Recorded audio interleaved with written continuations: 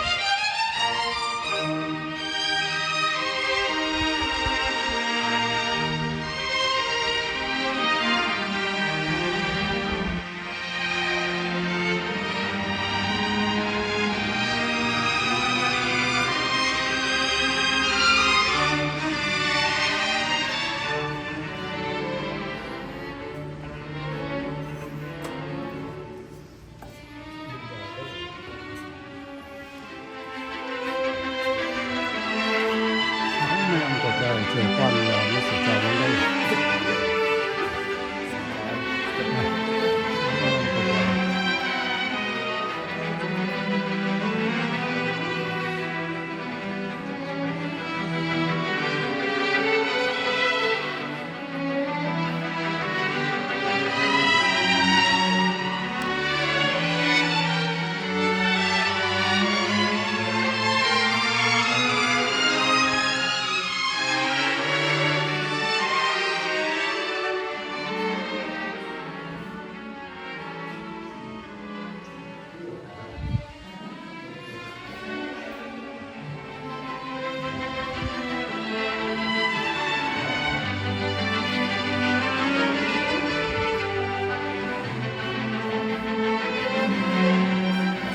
Nói tiếng Việt với cháu để cháu dịch cho các bạn.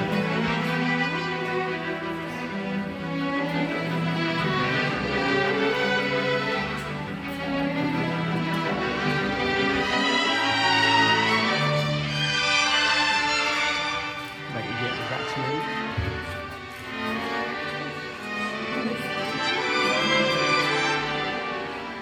Đây là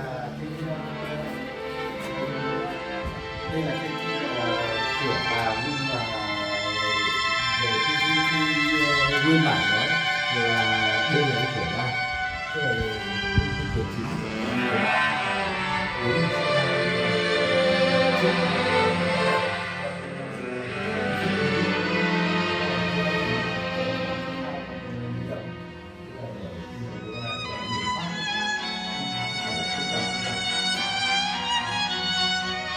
ra thằng này thì khi mà đi xuống ấy, thì trẻ em và người lớn tuổi thì nó khó, nó nguy hiểm hơn. Vroeger was zeg maar daar de ingang en dit de uitgang. En nu zit de ingang met de uitgang dat zeg maar deze kant is steiler en hoger.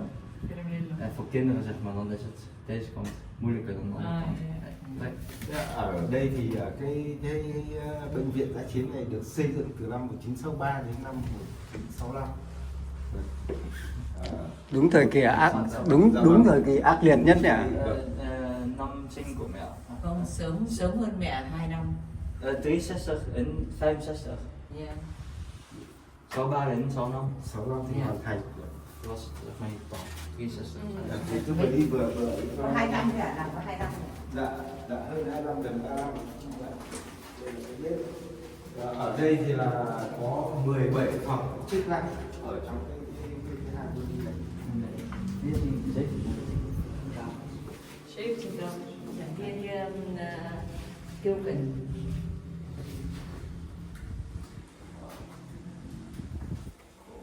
Là anh chị sống và chắc là anh chị làm việc ở bên kia đúng Có không? mấy con cả nhà sống bên đấy. Cháu về chơi. Nhưng mà người gốc Hải Phòng. Dạ, gốc Hải Phòng rồi. Mới đi. Phòng này là đường đồ. Dạ, đây là phòng kiểu kho thuốc ạ. Đây là cái kho thuốc.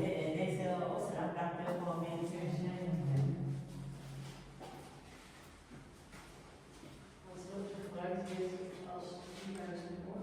Những hiện vật còn sót lại của thời kỳ chiến tranh chống Mỹ. Đây là một bệnh viện dã chiến của Việt Nam. Rồi Có nghĩa là chỉ để quà tải dân hay là Chính là bệnh viện dã chiến thời kỳ đây là chống bệnh viện của quân đội Mỹ. This is Zickenhau van Soldaten. Đây là cái chỗ như là ở xung quanh này mình đang qua này khi mà cái gì đánh phá kia thì cái trong qua này ở trên cái địa bàn Cát Bài rồi là mỏ đá kia là năm 65 thì ở trên Cát Bài rất nhiều Bom đạn. vâng rất nhiều bộ đội tức là ở trên đảo để bảo vệ bởi vì ở ngoài biển thì còn có lực lượng hải quân nữa.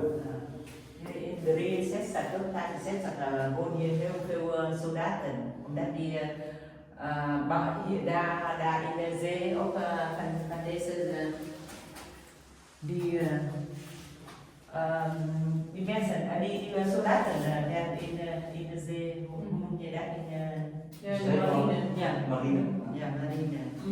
En deze wapen is van hier in Katwa gevonden. Achtergelaten van Amerika.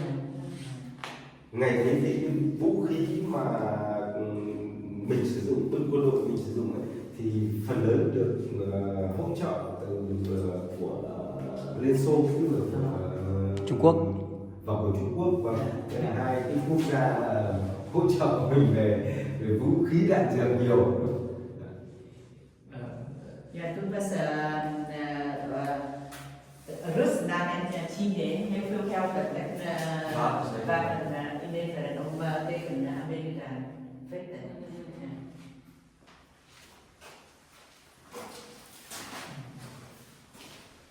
Tức là sau khi cấp cứu ở đây thì sẽ chuyển về phía sau các bệnh viện lớn ở trong đất liền. Alles gewone soldaten hier, voor eerste boek hier, en Marie is de zwaarste gewone, de Và thực sự ra thì cái ngày đó mà đi di chuyển từ Cát Bà này vào trong đất liền là cả một vấn đề, tức là cái phương tiện di chuyển ấy nó khó và nghĩa là nó chậm, tốc độ rất là chậm. Thì thường nếu mà đi từ Cát Bà này vào đến Yên Bính ngày xưa là Yên Bính ở trong thành phố Hải Phòng là mất khoảng nửa ngày. Đấy là tốc độ gọi là nhanh, không chờ mà sóng gió người ta không chạy hướng ngoài, phải chạy hướng nhà nào thì còn lâu.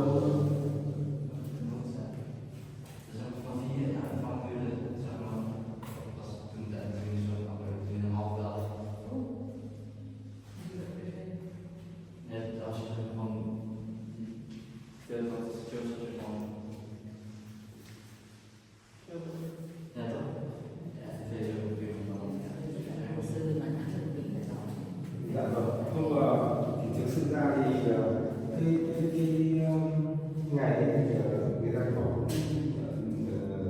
đất dân tuần là đất công bằng, kiểu như là đến cái mình có nhiều cái thuận lợi thế là thế.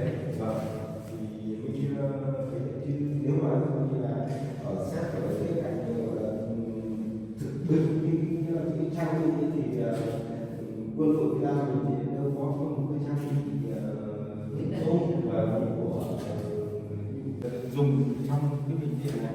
Ja, dit is water opslag, want om hier wel gebruiken. Ở trong này thì thực sự nó rất là khó khăn về chiến, ví dụ như là cái trọng này chẳng hạn, thì là ở chỗ này là cho người ta đánh răng rửa mặt này, hay là kể cả giặt chuốt thì người ta cũng sử dụng cái thuốc này. đây là bể nước ở trong hang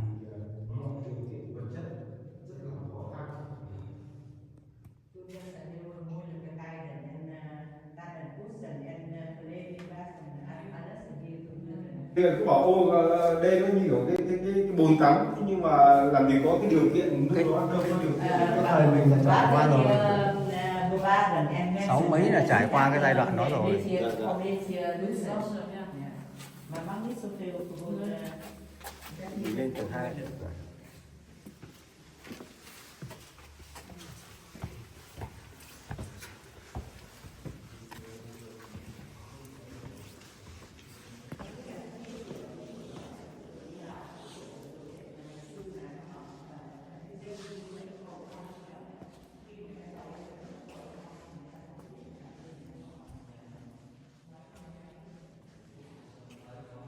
Những cái hang này là ngày xưa nó còn cái tên cũ của nó cơ nhỉ?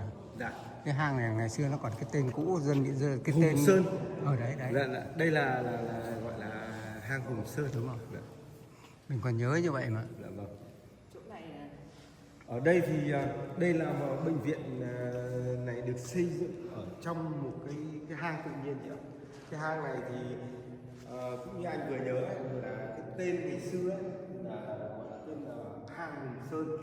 Thì theo như kiểu như là cái gọi là mình tạm gọi là cái giả sử, cái truyền thuyết của địa phương là cái hồi thời đánh giặc Ân ấy, thì có gọi là ông tướng tên là Hùng Sơn. Ông ấy ở trên địa bàn Cát Bà này, và ông ấy nghĩa là cũng giấy binh để giúp đánh lại giặc Ân từ cái thời đấy cơ. Thì có thời gian người ta cũng ở trong cái hang này. Sau đó thì ở trên địa bàn Cát Bà đúng rồi, cái hang Hùng Sơn. Thì sau này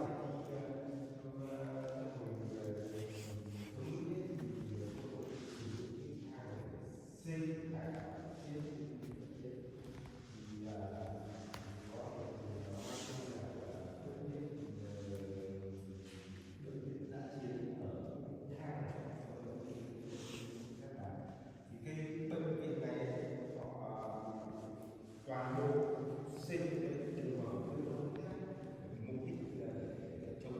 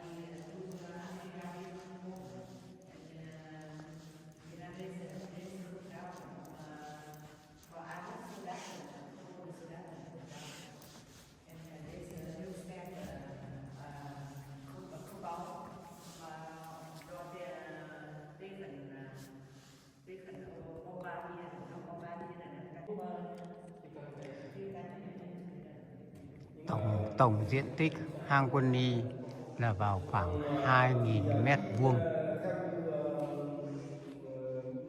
người mà nghĩ là một số cái giấy tờ lưu lại thì khi thiết kế để làm cái hang này thì người ta có cắt, nghĩa là những cái đá này có cắt, có kẻ thì nghĩa là để lấy một cái diện tích rộng hơn, nó sẽ gọn gàng hơn ấy.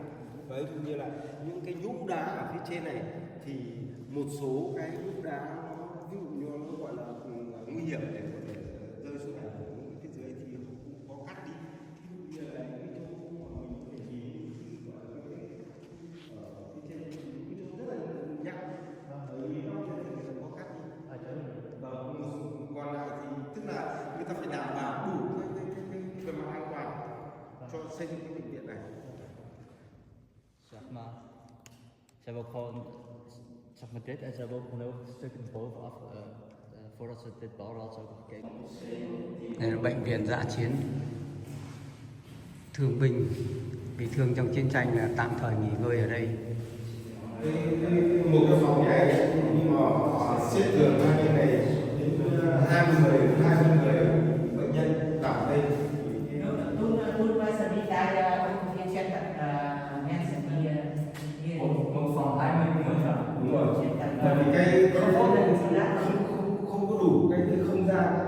Thế nên là khi họ nghĩa là mình nói thế là họ tận dụng tối đa cái không gian trống để phục vụ thương với mình, bởi vì cái số lượng tương đối lớn.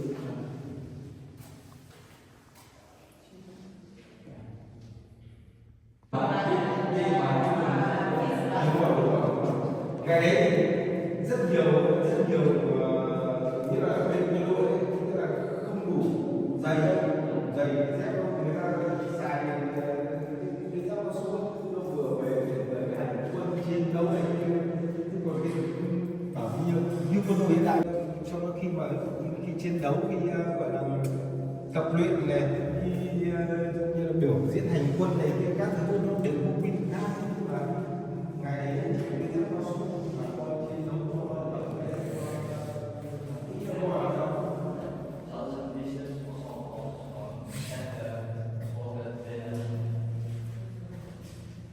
cái nó khó khăn bây giờ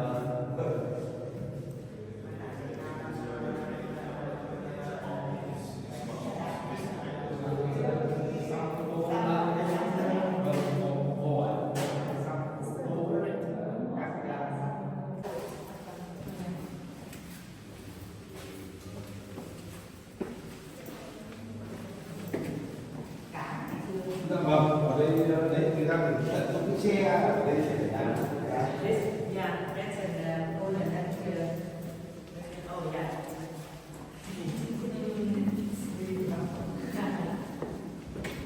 ở đây là cái cửa chỉ để vào bệnh viện cái họ thiết kế ba cái lỗ cửa để chống tấn công và chống cả bom nữa. Thế nên chị nhìn thấy nó ba lỗ cửa tạo chống ẩm không Đây là gian. những cái cáng để vận chuyển những người bị thương trong chiến tranh. Al die verraadheden. Of vandaag nu komen en hier dat moet deze of open, deze of open, wat er moeilijk. Cái cửa này là cửa mà nhìn đây thì cái mặt ngoài của nó chế tạo nó hơi cong này tránh cái trường hợp như nó bắn vào thì nó xuyên cái cửa mà nó sao nó sẽ lấy cái đầu lan kia. Chỉ có cái tấm sau này thì là nó không phải. Weet je al die combineren op schieten, dat was er tegenhouden die.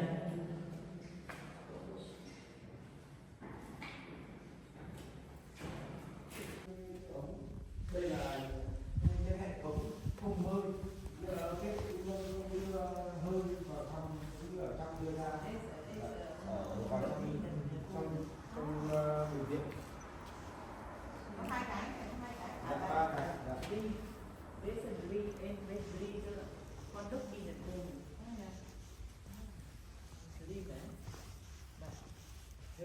Theo nhiều công đoạn nhỉ. Dạ vâng. Trước mình nhìn ngoài ấy nhưng mà nói chung ở trong cái hệ thống nước về hệ thống thông gió của họ cũng phải có thiết kế